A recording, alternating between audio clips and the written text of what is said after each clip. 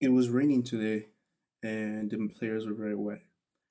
But I tell you this, if it was raining goals at Old Trafford today, those players would have stayed dry.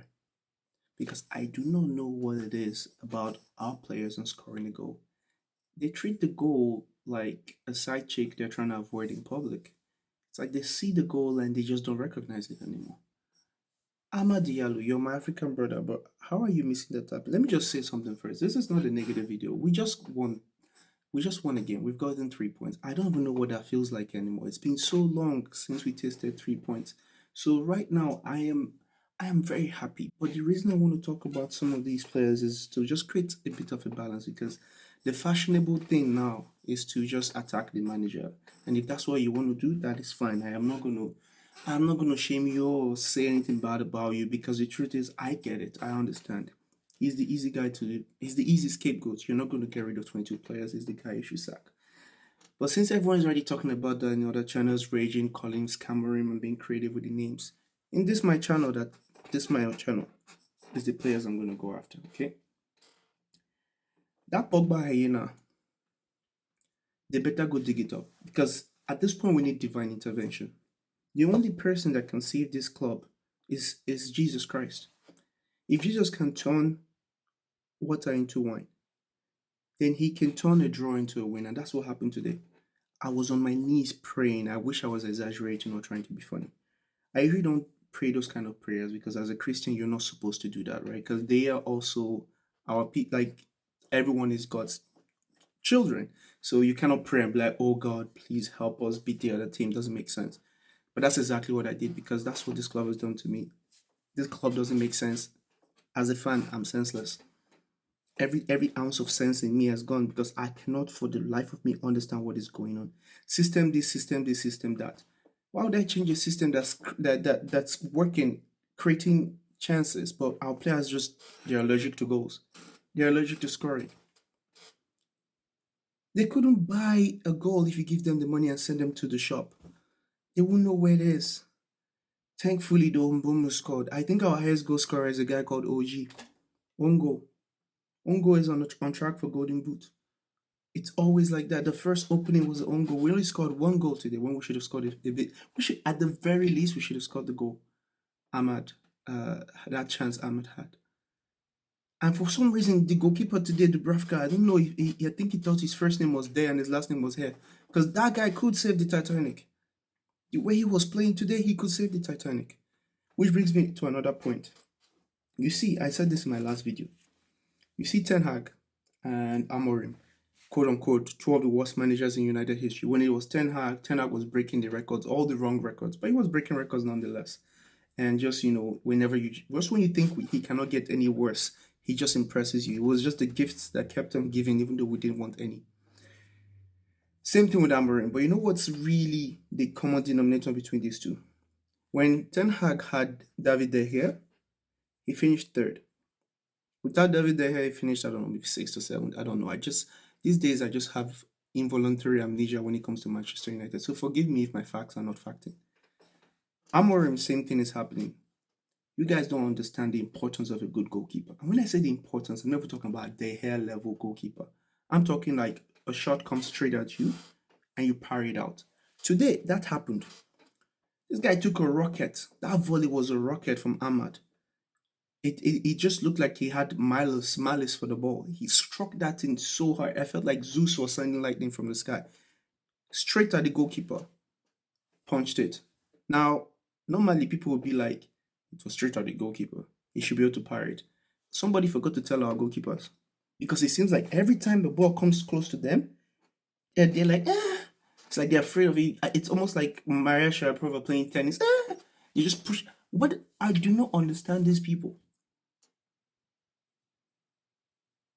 And don't even talk to me about the passing. The passing is the one thing that actually gets on my nerves.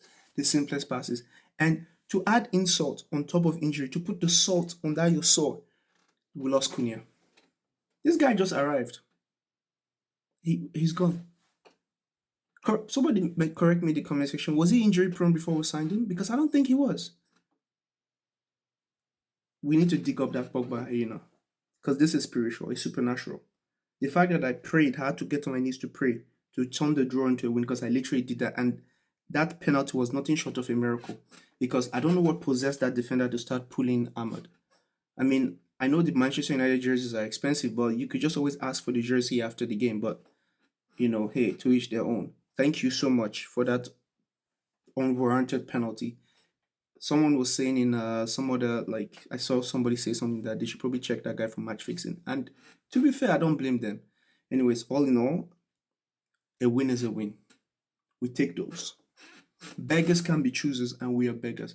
I saw Manchester United climbed up the table. I haven't seen ninth since last year. I've never seen the number 9 position. I was excited.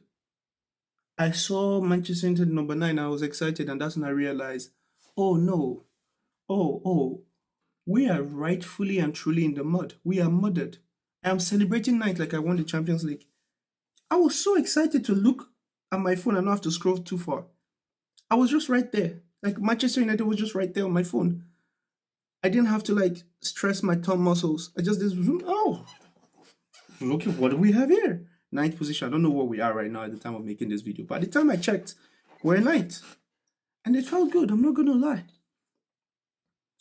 I could be prideful and be like, the club is better than this. And the club is historically better than this. This is a shameful and embarrassing state of affairs. But I'm shamelessly celebrating 9th. Because 9th is better than 16th. How did we start a new season and we're back where we finished the last season? That was just not right. And if we had lost today, would have been firmly in the relegation battle. Too early, obviously, but position-wise, that's where we would be. So, all in all, even though Ahmad missed that opportunity, he created the penalty, so shout out to him. And like Amorim said, today the effort wasn't lacking. And we've had games like this where the performance is great and the effort isn't lacking, but we don't get anything out of it. But today we actually did get something out, even though it was through some scams. Like that offside that they gave, I do not know what VAR was looking. That VAR needs to get the eyes checked or something because the camera when they drew the graphics and everything, it was not convincing at all.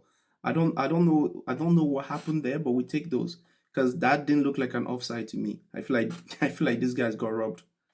I low key feel like they got robbed, but hey, I don't care. If corruption goes my way, I'll accept it. If it goes against me, I don't accept it. But I'll be the first to put my hands up and be like, that was kind of sketchy. But a win is a win. We got 3 points. I don't care how we got it. We got 3 points. And to be honest, the performance wasn't that bad first half. Second half, went back to good old ways. But then again, we had like only Mbomo in there, and Sesko is still kind of catching the grab. Like, also, I don't understand something. This guy is as tall as an Iroko tree. He's literally a walking tree. But we don't give him crosses. We gave him 2 crosses and got his head to it. Imagine if we were actually trying to find him. He's someone that's actually got he's an actual area. I can't say that word. Whatever. This isn't like a Vegas that was just tall for nothing. This guy can actually jump and get his head on things. So we should work on our crosses. Crosses from Mbumu, crosses from Dalo. Sometimes it may be good, sometimes it may be shit. But hey, a win is a win. 3 points collectors. We can at least rest without getting bantered too much. What am I kidding? We lost to Greensby. It's gonna take a while for us to get over that. You thought the 7-0 was bad. Hey, Lord have mercy. Greensby, listen to Greensby. It's gonna be a while before we leave that down. But if we had lost today, it would have been worse. So, it's always glass. You have to look at the glass half full. You take what you can get, and with this team, take what we can get. Of course, Mount was playing well. He gets injured. Cunha, new signing, gets injured. It just anything that can go wrong with this club right now is going wrong. Over the international break, we might just have to get some sort of X-ray technology and actually check to see the hyena because clearly it has not decomposed yet. It is still firmly there in that club. The juju is there, and we just need like an exorcist to come and pray for Old Trafford. But I don't even know how would we now explain our away performance. I'm tired. You see, I'm not making sense anymore because that's what this club is doing to its fans. I don't even know where to look. It's here. Anyways, thanks for watching. Leave a like and subscribe, and I'll see you guys next time. We won. I'm excited. It's just, I don't know when next we're going to see 3 points, It's that bad. Anyways, Till next time, guys. Bye.